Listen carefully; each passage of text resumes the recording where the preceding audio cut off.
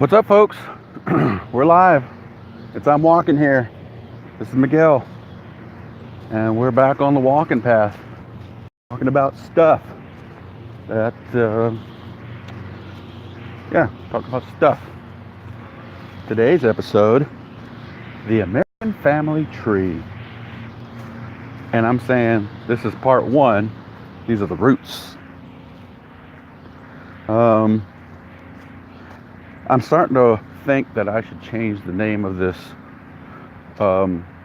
broadcast to change it from I'm walking here to I'm probably going to lose some friends over this. Because, the stuff that I talk about is stuff that bothers me, stuff that I think about, and I think it's like big picture stuff, like real world stuff. And I don't think I like to think that I have a lot of friends, but I also think that I have a lot of friends who don't necessarily, I don't think the same way I do, which is okay. If we were all the same, what a boring world this would be. But I do concern myself about a lot of things, and I let it swirl around in my head. I let those thoughts swirl around in my head, and it's one of the reasons behind making this little broadcast, because I just feel like I gotta get it out. I gotta get it out. And today I'm talking about our American family history, because maybe unlike some people, on this side might agree that we're all one American family, but some people on this side might not agree that we are one American family. And strange as it may sound, both of these sides are actually correct. Because, to be honest, we're not a functional family. We are a dysfunctional family. Dysfunctional times like a million. And, it has a lot to do with, just like in a family, like if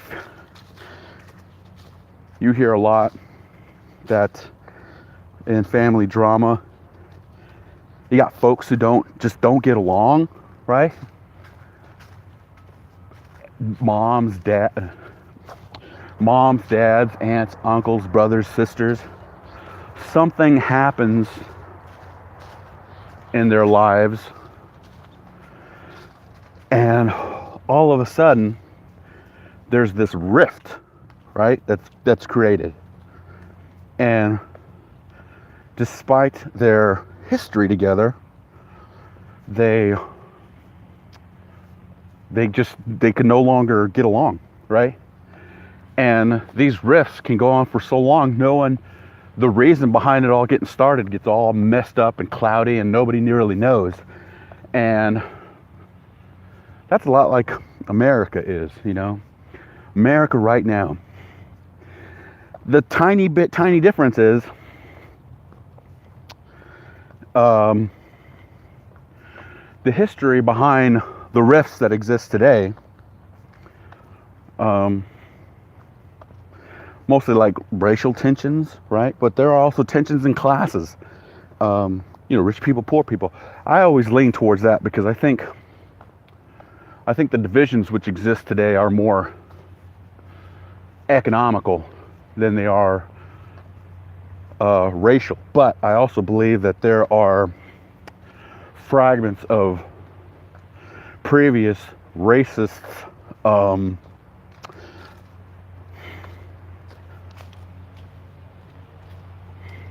systems.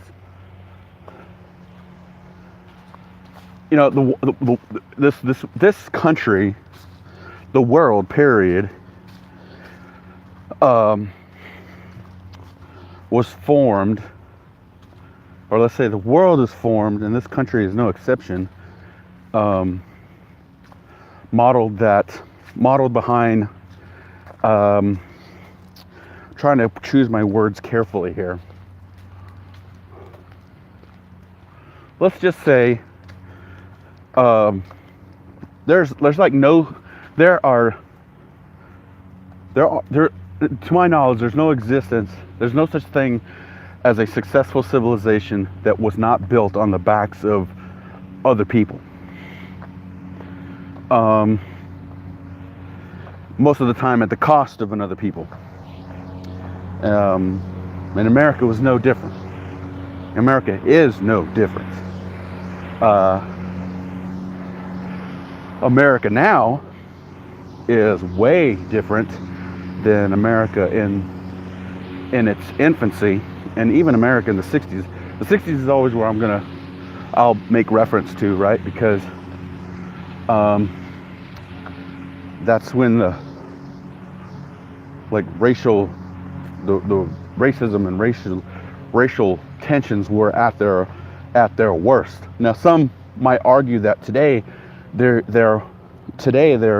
just as bad, if not worse, than in the 60s, and I would argue the other way, because especially when you take into consideration that you had civil rights leaders which existed in the 60s, and we don't necessarily have that today. And also that when you have circumstances or situations like people are arrested in mass, and it's very public, and then you have things like lynchings and the incident which took place in Mississippi, where a bus was they lit a bus on fire with passengers in there. These were all black people, and I think it was the KKK that was behind that. Those things are not necessarily happening today. But it's not to say that racism doesn't still exist. It does. It's just less overt. All right. All that aside, what I'm trying to make reference to is that, and I'll explain a little bit, maybe in part 2, but America, if it's to be able to move forward, all of its citizens moving forward, there's got to be some acknowledgement of its history. Now, what do I mean by that? The ugly history behind America's roots and its infancy is well documented. But the response to it is not exactly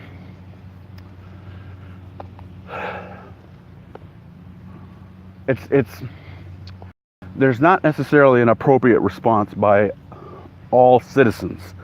You know what I mean? If every citizen in this country recognized its history and acknowledged it, and then acknowledged another person who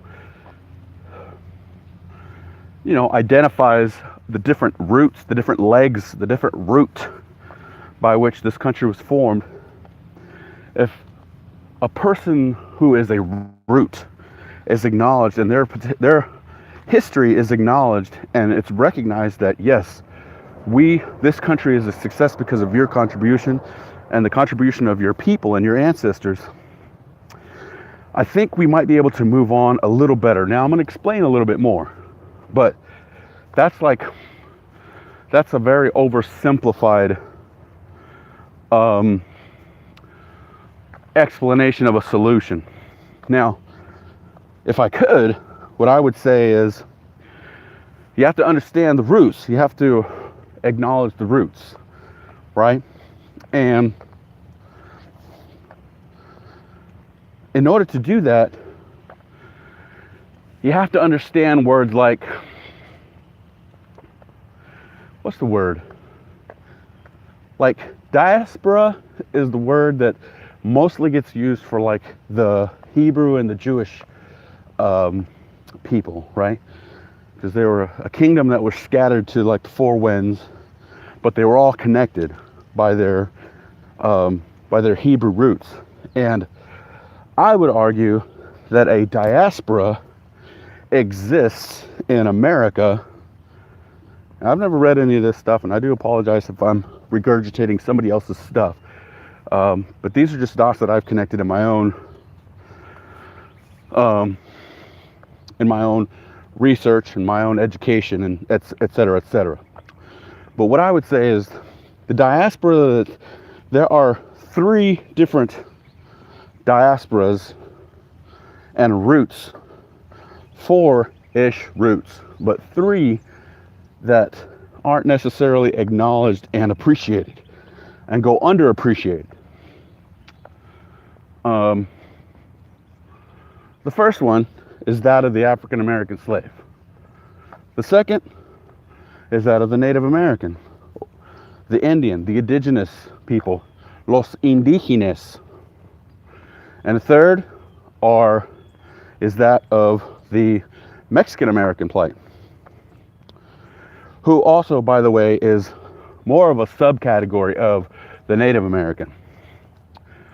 But it's more Mexican because at the time of, what was that? Manifest Destiny, right? The westward push, pioneering westward push of America. There were Mexicans here, and not only just Native American tribes, but they're also the country of Mexico. Okay, so I think each of them had to suffer in similar ways and in different ways, but the common thread behind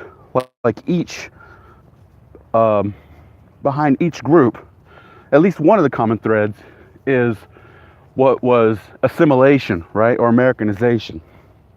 And each of these groups had to experience some pretty serious abuses,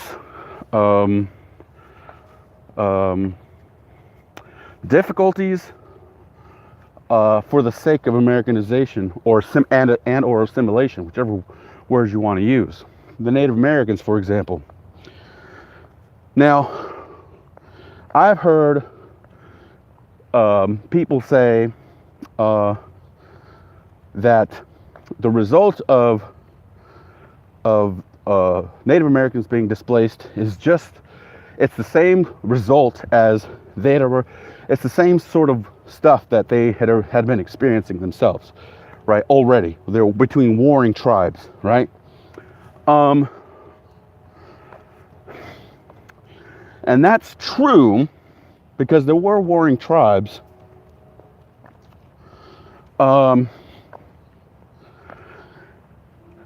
However,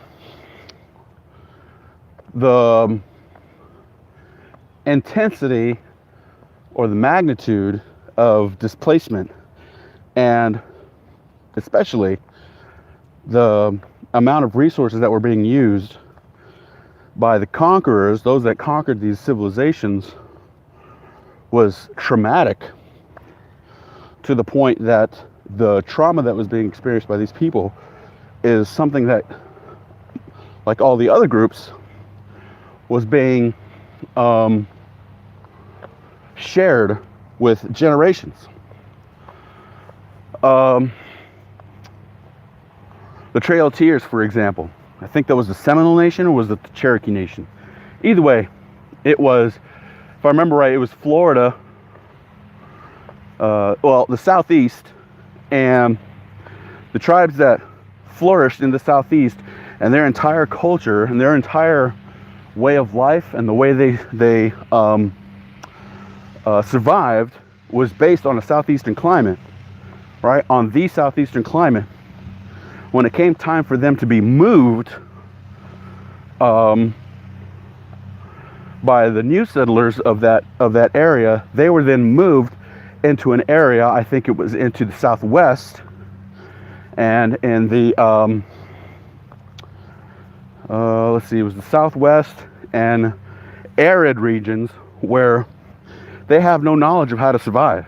So if you can imagine outside of having to walk by foot, and if you can imagine, because even in these tribal nations, there was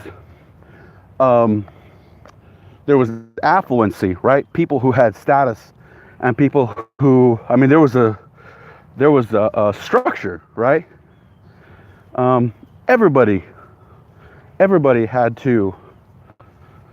Their lives, their entire way of living, their entire way of life was their entire way of life as they knew it was gone, okay? It had imploded. And if you can imagine, let's just say, for example, in America, your family personally, somebody shows up at your door and they're armed and they're violent and they're threatening your wife and your kids, and they're saying, you have to go, right? You have to go. Your house is now my house, and you have to go. It's something similar to that. Now, once again, I'm oversimplifying, I'm overgeneralizing, but just understand that would be a traumatic event that you would experience, and something that not only you would experience, but your kids would experience, your generations then after that would experience, because that story would be told over and over again about how you experienced this very traumatic event. And essentially that's what's happening. That's what's happened with the plight of the Native American, the Mexican American, and the African American, right? They suffered these injustices, they suffered these abuses, they suffered this trauma, and then that trauma then got shared from generation to generation to generation. Okay, so you guys probably already know this. But what I'm trying to explain also back to the Native American is that, so their entire way of life was flipped upside down. And then, I'll just add one more little nugget of history here. Take into consideration, they had their own currency. They had things like their own currency. They had culture, right? Their own religions, their own things like that. And if you're familiar with Native American culture at all, you know that these things are like bedrock principles. You might as well have taken off their arm. When you take off their religious beliefs, that's why they were so offended whenever things like their burial grounds or their certain artifacts like peace pipes and things like that would be removed from them, because if you're completely disintegrating their way of life. And this for me is the hard part to process for personally, because I have heard personally people say that it's say things like, well, that was then and this is now. What I'm trying to explain is that, yes, that may have been then, but to some families, to many families, and you're talking many, many, many families, many generations, those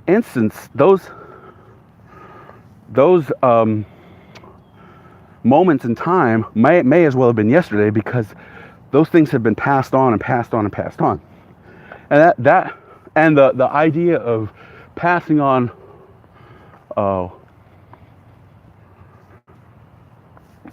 word of mouth, telling stories and things like that, like bedtime stories and things like that.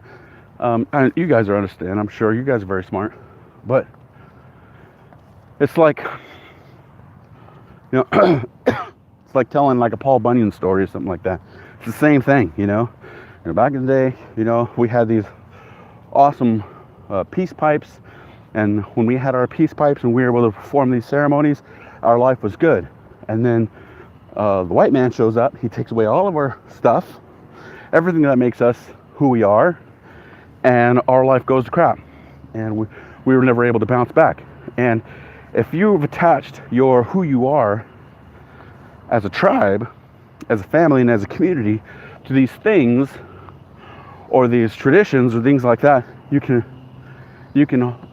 maybe wrap your head around that those moments in time would be very traumatic. Okay, so that's the Native American. Mexican Americans very similar. Their situation very similar during the expansion of the pioneering days or whatever. Now, here's what I would say when it comes to Mexican American history and like where the two cultures clashed, or because there was a war. A war took place. Mexico did not give up its land, all of its land, freely. There will be Mexican American people who will say that America stole land, and although that is true, the amount of land that was stolen may be exaggerated just a little bit, but not much. I mean, stolen land is stolen land, right? America, I'm sure, would feel the same way if, say, like the Russians showed up to Alaska and they were like, this is our turf. Now, we would probably fight over it, right? Or what if they stole it? I don't know. But either way, the point is that there might be some exaggeration of just how many. Like, I think in some stories, there's like up to 7 or 8 states that were stolen, and that's not exactly true, because in the Mexican American War, the Americans, right, the United States, had a vastly superior military, and they completely outclassed the Mexican army. And rather than wiping out the Mexican army, the Americans chose to create a border, right? Okay. All right. So that's understood. Now, what I would include in that story, though, however, is something similar to the Native American, which is a way of life was disrupted. And one minute, regular common citizens especially, who knew that they were Mexicans, now were Americans, but they weren't. They were unwanted inhabitants of a country that existed for people who had no part, neither side, both civilians, neither part of the war which took place. So you had people showing up at other people's doorsteps like, this is America. It's like, I don't know, this is Mexico. This has been Mexico for 600-700 generations. Oh, 700, that's a big time exaggeration, my bad. This has been Mexico for as long as our family's been here. And now it's America. You know, you're gonna have to give us a chance to adjust. And there was no adjustment process, right? There was no time for that stuff. And what made things worse is, and this is I hope you can still hear me. I'm mowing the yard. Yeah, you know what? I'll just turn around. I'll go back the other way. So much like, what time are we at? 22? Okay. Much like the trauma and the crappy stories that got passed on generation to generation between the Native Americans, the same thing was happening with Mexican Americans, where it's like, look, these Americans are shifty, boy. They're mean, they're aggressive, they're ugly, they're violent, they're all these things, and they, you know, all the ugly stories were being told about the Americans. And although some of those stories may not have been true, it might have been exaggerations, a lot of them were true. But the one thing that is consistent between then and now is, and that is similar to what the Native American went to, is much like the Native American with their religious artifacts and their religious and their sacred grounds and their way of life, which they knew how to, the only environment they knew how to exist in was removed, and all these were like cultural limbs, arms and legs, and they might have been like a limb, you know, the psychological impact. What's similar that's going on today, the Mexican Americans happened then, that's going on now, is that every time you hear someone say that that Mexican Americans or Spanish speakers should learn English, and then hear the venom behind it, especially the venom, especially the venom. Because that's even when I get upset. Like I've heard people say that I should learn, or that these people should learn Spanish, and I will always say, as long as they are not bothering anybody and they are raising their family, then they don't have to learn anything. This is America. They can do what they want. They're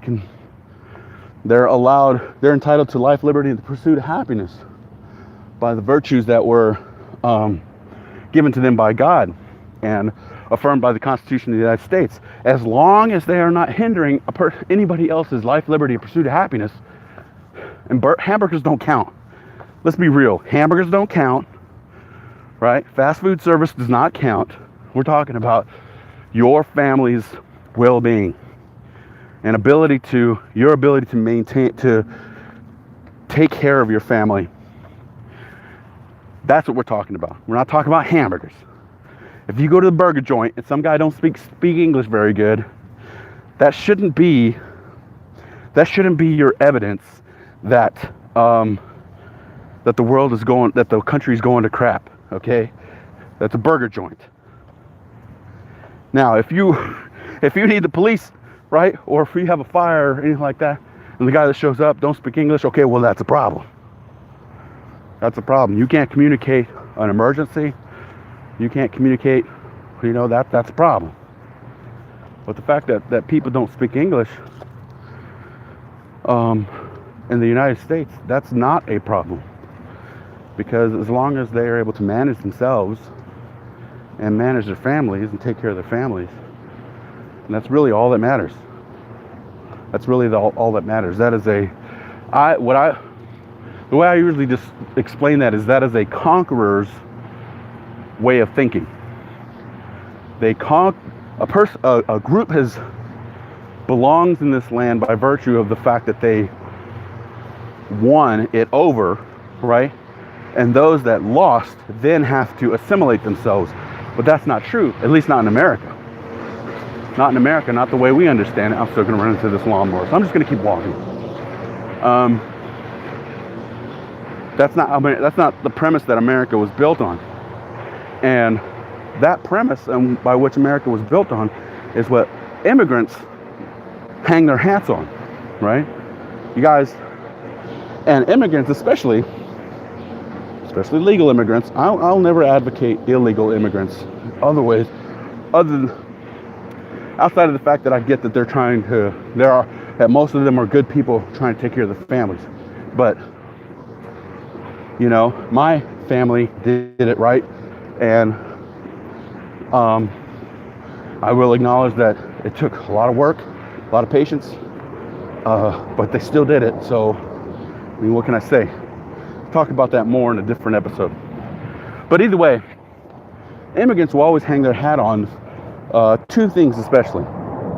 One, America is a land of immigrants, so immigrants should be welcome, right? That is logical. America was built on immigrants, therefore all immigrants should be welcome. And I think they are, for the most part. I really do think they are. The other is the premise under which this country was established, which is that all citizens have rights bestowed upon them really by God and not by man, but supported by man and protected by man. But the rights that we possess are God-given rights, not man-given rights. You see? Either way, because of that right, I have the right to life, liberty, and pursuit of happiness, and whatever gives me that ability, then whether it be the fact that I speak English, Spanish, Czechoslovakian, Arabic, Farsi, Russian, what are some other, Korean, we got Chinatown, Japanese, whatever means by which allows me to provide for my family and the coming generations that are going to live in this country, then that is it. That's all that matters. All right, where am I sitting at? Oh, I'm right. This is going to be a longer episode, I guess. All right, route number 3. Root number 3 has to do with the African American, right? Now, although I can't speak to this very, very well because I'm not African American, what I would at least point out is that for the African American, so I try to listen and read as many people that are polarizing people and different avenues, different aspects of an argument. And although I would not say that Dr. Umar Johnson is a polarizing person, is a radical person, he does say some things that make sense to me, but he does also say some things that I don't necessarily agree with. But he's able to do that. That's his God-given right. Something he does say that makes sense to me that he said in a radio show not too long ago, which was that African Americans brought here by slavery have no connection to Africa, right? They have a psychological disconnection to Africa. And what that tells me is, if you consider what I've said already in this particular episode, the one thing that Native Americans have and Mexican Americans have is they have a connection to their roots, to their own roots, right? Mexican Americans can always look back and say, can always fall back on that. We can say the Mayans, the Aztecs, the Incas, those were our people, right? We could look at a map. We could look at a map and say, this is our people. These are the Mayan, the Aztec, and documentation exists that, maybe we came from over here, maybe we came from over there, and this is what they believed in. This is what, but you can eventually connect dots if you wanted to that history. Those are your roots. Native Americans could do the same, even the ones that live on the reservations today. Poor guys. Jeez, my heart goes out to them, man. Especially if they're a part of generations that maybe used to live in Florida, and you think about, man, Florida would have been nice to have grown up in, but we had to live in Oklahoma. And although they've managed to reestablish a new norm in Oklahoma, you can imagine there might be some resentment when you take into consideration what Florida is like, and et cetera, et cetera, et cetera. But at least those Native Americans can trace their history back to different parts, and they can go back generations, right? And what Mexican Americans and Native Americans don't need necessarily is documentation, right? You don't need pieces of paper. Like, for example, I know that I have family that rode with Pancho Villa's army during the Spanish-American War. Well, I can at least connect to that. I can trace my lineage back to that. I know that I have family that came from Portugal. My grandfather's family, somewhere a lot far in the back, was in history. I'm trying to rush. I'm sorry, because I'm already at 33 minutes, and I try to keep these things under 30. So I'm going to try to wrap it up. But I have roots back to Portugal, and I don't need a piece of paper necessarily to tell me that. I heard it from a reliable source, right? Grandma, dad, aunt, uncle, all that stuff. I heard it from a reliable source. Native Americans, Mexican Americans, we have that ability. African Americans don't have that. At least a greater majority of them don't. A vast minority of them do. And you can imagine that there's a little bit of frustration there whenever, if like those moments whenever a family is getting together, much like in our family, when we get together and a random conversation might pop up. Hey, did I ever tell you about your uncle this or that, your great uncle da da da da da, and what old Mexico, and whether they're a bandero and whatever. They don't have that. All their history goes back to a slave ship. That's their only for sure connection. Slave ship. Not all of them, but a vast majority. And you can imagine the frustration that since the time that they arrived to this country in bondage, And every time that you see on maybe the news, and I would agree a little bit that the media is at fault for some stuff like this, but every time you hear these stories about how, you know, a man or woman gets shot, an unarmed man or unarmed woman, especially men, get shot and killed. They didn't have anything, they weren't armed, or, you know, you hear about all this stuff on the news. But for every moment like that pops up in the news, or doesn't pop up in the news, that just reopens an old wound, right? That's not allowed to heal, right? And the salt on that wound is the one that is the salt on that wound is the expression, all that stuff was in the past. Let's just get over it. And there's no ability to get over it whenever you have to re-experience that old wound. Although these African Americans weren't slaves themselves, like the Native American and the Mexican American that I just talked about, were stories and stories. There's a reason why this hostility exists. There's a reason why this tension exists. There's a reason why this fear exists, is because it's not because I'm breathing heavy, but it's because the experience exists. And that experience can be shared. And that experience has been shared. And for a person to disregard it creates more of a divide than it does bringing stuff together, which is what we should be trying to do in our American family. But the only way to find healing is to acknowledge the sins and to acknowledge the pain and to talk about those things openly. Now, is that going to happen? Probably not. But it could. It could. And I'm not saying that. Here's what I'm not saying. I'm not saying that something like white guilt should exist. It should not exist. I don't think that I'm making a case for white guilt to exist. What I think that I'm making a case for is just to acknowledge that, look, okay, yeah, I get it. You're Mexican. You've got your, you guys did your part for the better of this country.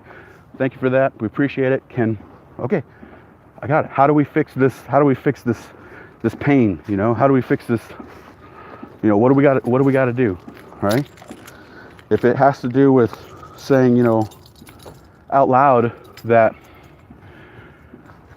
you and your family and people like you made a contribution to this country and made were a part of the success that America stands for today, then okay, I recognize that. Okay. Now, what are we doing right now? My keys. Now what do we do? Because I'm ready to move on. And we should all be ready to move on. But in order to do that, there's got to be an acknowledgement. You got to be able to recognize that this country was built on good and bad. Good and especially bad. And not to acknowledge that is not acknowledge that is, it's not going to be a part of the solution. To ignore it and to try to force people to move on, that's not going to be the solution. But to recognize it and to say that, and to openly say that it was part of the success and the good things that everyone gets to experience in this country, now I think that's a step forward. But that's part one. That's the roots. I'm going to make a part two. How do I think we move forward? All right. So thanks for you guys tuning in. And I'm Miguel. This is I'm Walking Here. I'm Walking Here too is the email address. And I'm Walking Here is the Facebook page. So if you got any comments, comment, like, share on the YouTube. But also don't be afraid to send me a message. As this fat kid gets in his car. We will talk to you later. Peace. God bless.